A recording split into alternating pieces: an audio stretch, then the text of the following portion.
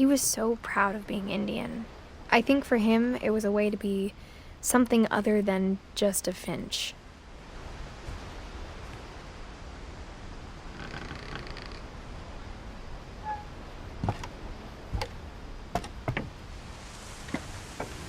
On the way back from Lewis's funeral, my mom told me to start packing.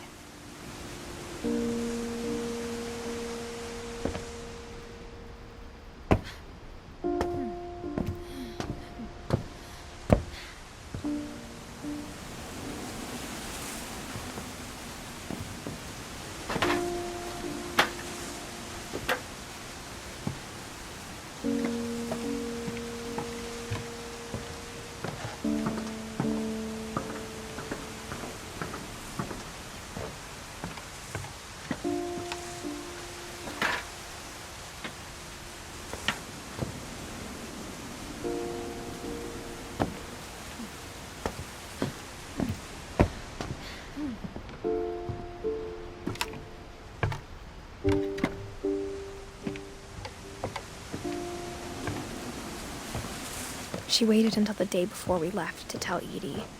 I'm not sure if she wanted to make it easier or harder.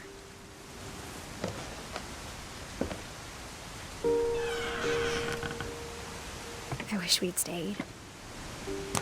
But I understand why we left.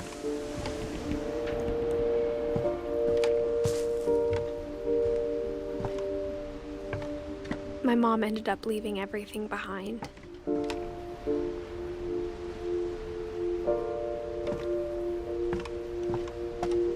What happened that night had been coming for a long time. Maybe it should have come sooner.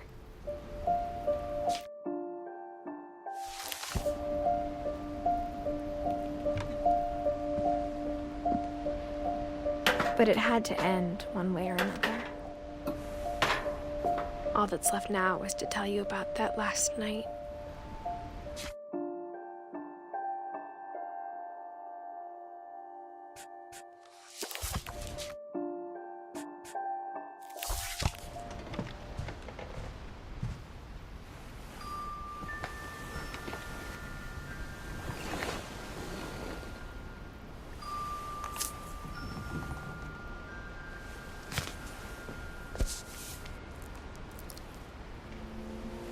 That whole last day, Edie just watched us pack and didn't say a word.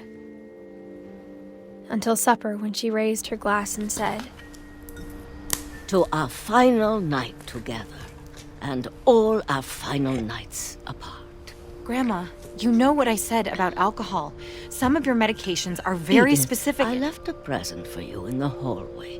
Why don't you go open it? The grown-ups have to argue now. I'm sorry, you're right. We're all leaving tomorrow. Let's just enjoy our last... I'm not leaving. Edith, you're excused.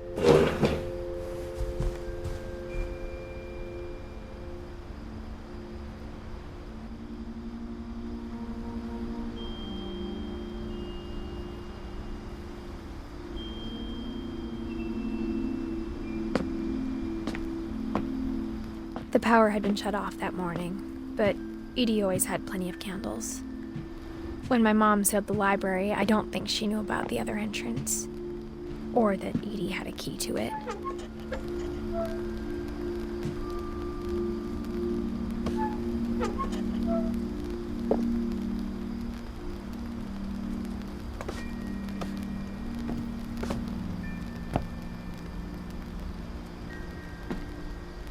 That thing you're afraid of isn't going to end when you leave the house.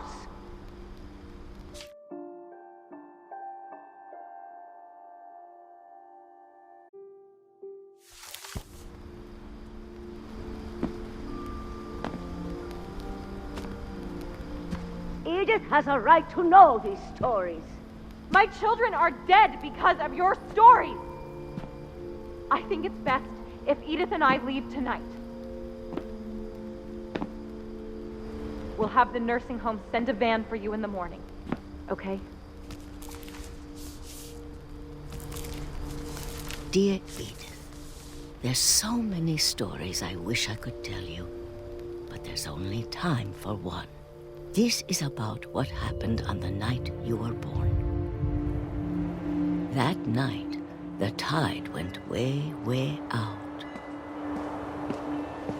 It was the first and last time I ever saw the old house aground. There'd been an earthquake out in the middle of the ocean. They called it the lowest tide in 1,000 years. God, it smelled awful. You know, I've seen that house every day of my life.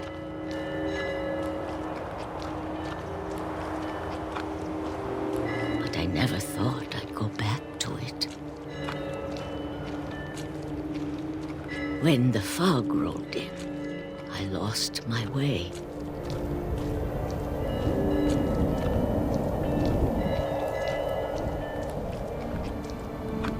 I got turned around.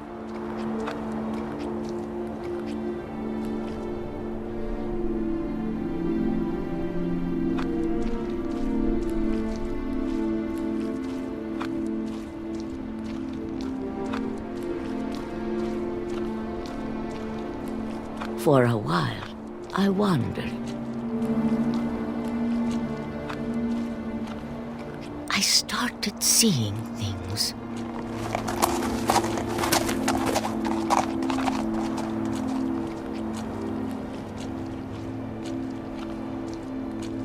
Things I'd forgotten had ever existed.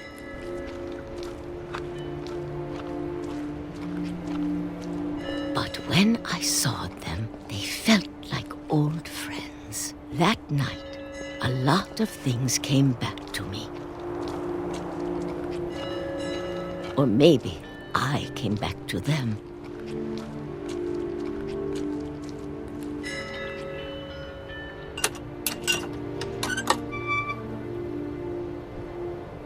Things I can't explain, but that I need you to try and... Edith, what are you doing in here? It's mine. Edith! Mom, you're gonna rip it! Let go! I kicked and screamed, but Mom dragged me to the car. I never saw Great-Grandma Edie again. The next morning, the van came to pick her up, but she was already gone. After that, we moved around a lot.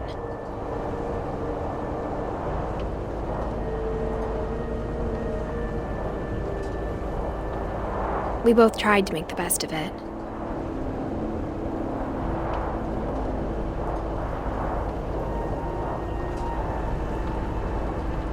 A few years went by.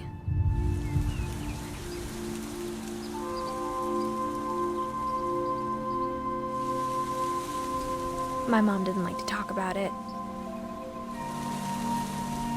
but she started getting sick a lot.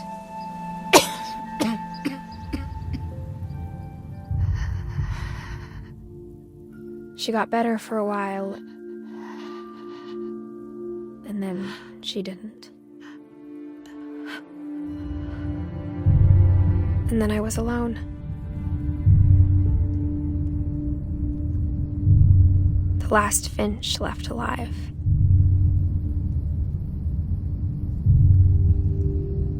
Until I found out about you. I'm still not sure what to tell you about all this. If we lived forever, maybe we'd have time to understand things. But as it is, I think the best we can do is try to open our eyes. And appreciate how strange and brief all of this is.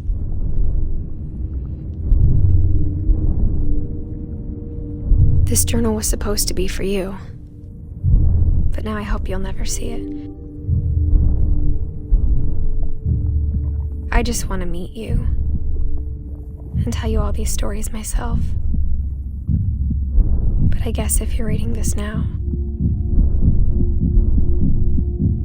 things didn't work out that way.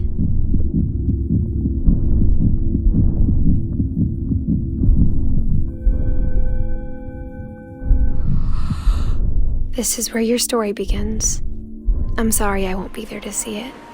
It's a lot to ask, But I don't want you to be sad that I'm gone. I want you to be amazed that any of us ever had a chance to be here at all. Good luck.